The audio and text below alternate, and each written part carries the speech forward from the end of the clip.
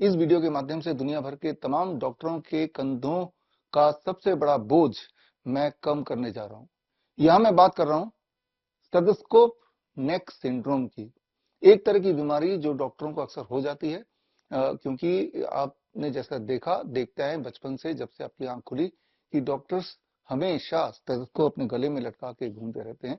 चाहे वो हॉस्पिटल में हो, चाहे वो टेलीविजन इंटरव्यू में हो, इंस्टाग्राम की रील बनाने में हो, अक्सर डॉक्टर्स पसंद करते हैं स्टेथोस्कोप को गले में लटका के इस तरह से रहना। लिहाजा जैसा आप रिसर्च पेपर में देख रहे हैं, अलग अलग तरह की बीमारियां डॉक्टर को घेर लेती हैं, जैसे नेक पेन हो गया, या इन्फ्लेमेशन हो गया, या एलर्जी हो गई, या फिर आपको गौर करना होगा स्टेथोस्कोप का जो चेस्ट पीस है, जो पेशेंट्स पे बार बार उनके स्किन से टच होता है, तो ये देखा गया है, रिसर्च से पता चला है कि सबसे ज्यादा कॉन्टेमिनेटेड अगर कोई वस्तु है हॉस्पिटल सेटअप में, वो डॉक्टरों के हाथ से भी ज्यादा ये स्टेथोस्कोप है, क्योंकि इस चेस्ट पीस को बार बार धोया तो जाता नहीं है, साफ तो किया जाता नहीं है, तो इन्फेक्शन का फैलने का सबसे बड़ा कारण यही हो गया है। ना केवल डॉक्टरों के लिए बल्कि पेशेंट्स के लिए भी ये स्टेथोस्कोप एक खतरे का एक सिंबल बनता जा रहा है। तो ऐसे में डॉक्टरों को इस स्टेथोस्कोप से आजादी कैसे दिलाएं, इसकी मैंने एक प्लानिंग की है, और इस वीडियो के माध्यम से आगे आप देखिए कि कैसे डॉक्टरों के कंधों का बोझ हल्का किया जा सकता है।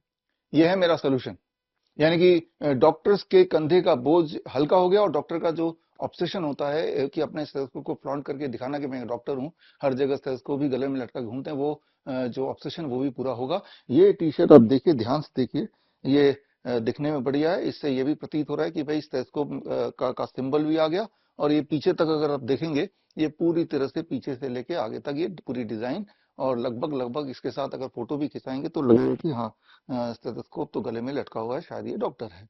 तो जो एक ऑब्सेशन है डॉक्टर का, वो भी पूरा हो रहा है। एट द सेम टाइम हम डॉक्टरों को बचा पा रहे हैं स्टेथोस्कोप नेक सिंड्रोम से भी, इस बीमारी से भी, और साथ साथ पेशेंट की भी के लिए भी एक अच्छा काम हो गया, क्योंकि ये जो चेस्ट पीस है, जिससे बार बार स्किन को अलग अलग पेशेंट के टच कराते हैं, जिससे इन्फेक्शन फैलने का खतरा सबसे ज्यादा होता है, इवन हाथ मिलाने से भी ज्यादा।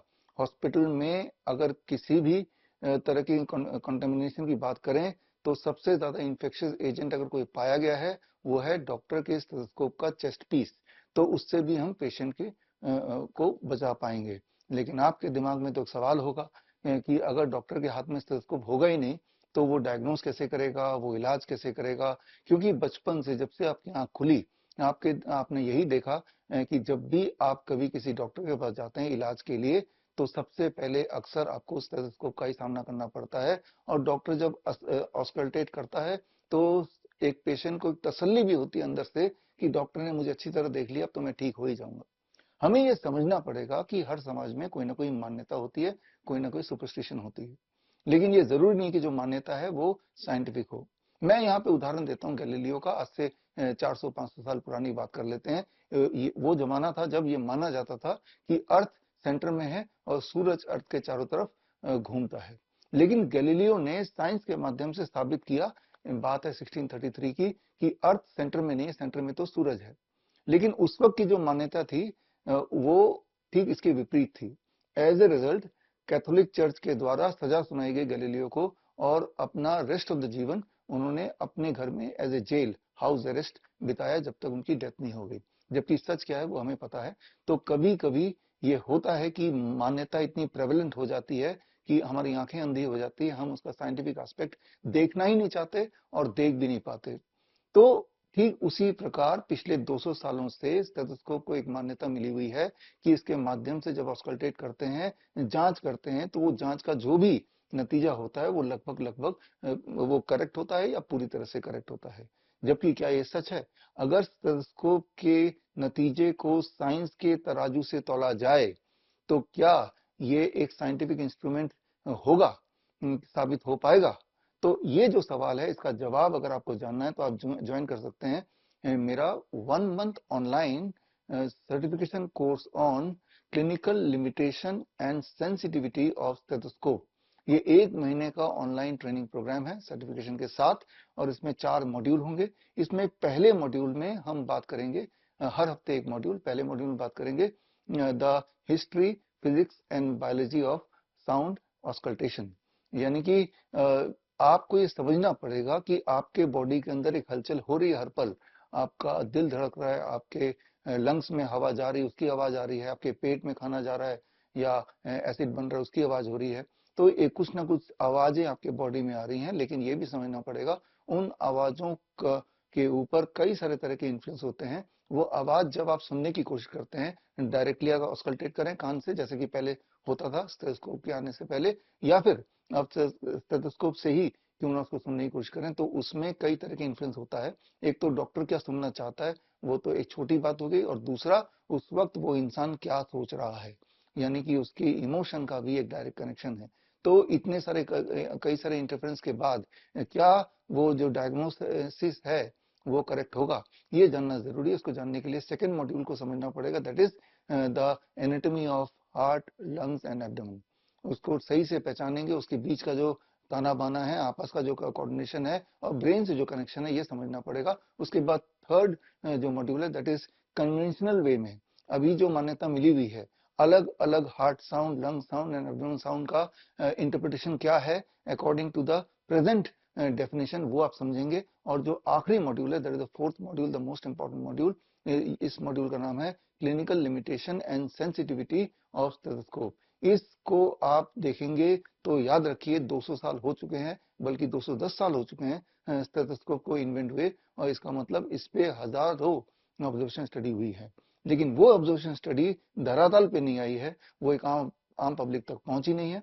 अगर उन ऑब्जर्वेशनल स्टडी का नतीजा देखेंगे, उनका कंक्लूजन देखेंगे, तो आपके दिमाग में एक कंफ्यूजन या क्लैरिटी पैदा हो जानी चाहिए, और वो ये कि जो मेरे अगले किताब, जो किताब भी मिलेगी इसके साथ, उस किताब का नाम है stethoscope, is it more accurate then a coin toss. तो आप ये जानेंगे कि स्टेथोस्कोप से ऑस्कल्टेट करके जो नतीजा निकालेंगे, वो लगभग लगभग उतना ही एक्यूरेट होगा for most of the things, जितना कि कॉइन टॉस से, यानी कि रैंडमली कोई भी नतीजा आप सोच लेंगे। तो मेरी बात मुझे पता है कि सुनने में बड़ी ही आपको शॉकिंग लग रही होगी, या आपको लग रहा होगा ये तो बेकार की बातें हैं, लेकिन मैं साइंस बेस्ड बात कर रहा हूं कि साइंस क्या कहता है। पिछले 200 सालों में जो सारे ऑब्जर्वेशन स्टडी स्टेथोस्कोप के इर्द गिर्द हुआ है, उसका नतीजा क्या कहता है। और ये एक आम आदमी के लिए, या खास तौर पे वो लोग जो हेल्थ फील्ड में है, चाहे प्रेशर एक्सपर्ट हो, चाहे आप एक डाइटिशियन हो, चाहे आप नेचुरोपैथी एक्सपर्ट्स हो, आपके लिए, या फिर आप एक कॉमन मैन हो, आपके लिए ये समझना जरूरी है, खास तौर पे अगर आप कॉमन मैन है, क्योंकि at the end of the day आपके ऊपर ही ऑस्कल्टेट किया जाता है, और उसको एक डायग्नोसिस का पहला कदम की तरह लिया जाता है। तो कहीं आपका जो डायग्नोसिस है वो वाकई में करेक्ट है, कहीं वो मिस डायग्नोसिस तो नहीं, तो ये समझना आपका हक भी है, आपकी रिस्पॉन्सिबिलिटी भी है। तो ये जो कोर्स है, ये 1 जून से शुरू होने वाली है, पहला बैच। और पहले बैच में अगर आप रजिस्टर करना चाहते हैं तो आप जा सकते हैं रजिस्टर करने के लिए टू माई वेबसाइट bishwarup.com/class, जो शॉर्ट फॉर्म है class, clinical limitation and sensitivity of stethoscope. और इसमें आप जब देखेंगे तो आप पाएंगे कि स्टेथोस्कोप एक सिंबल जरूर है मॉडर्न मेडिसिन का, मॉडर्न साइंस का, लेकिन सिंबल के पीछे का जो सत्य है, यानी कि जो एविडेंस है, वो पूरी तरह से खोखला है। तो खोखला है तो सोल्यूशन क्या है, वो भी आप सीखेंगे इस online 1 month online training programme में। एनीवे, मिलेंगे 1 जून को इन द क्लास।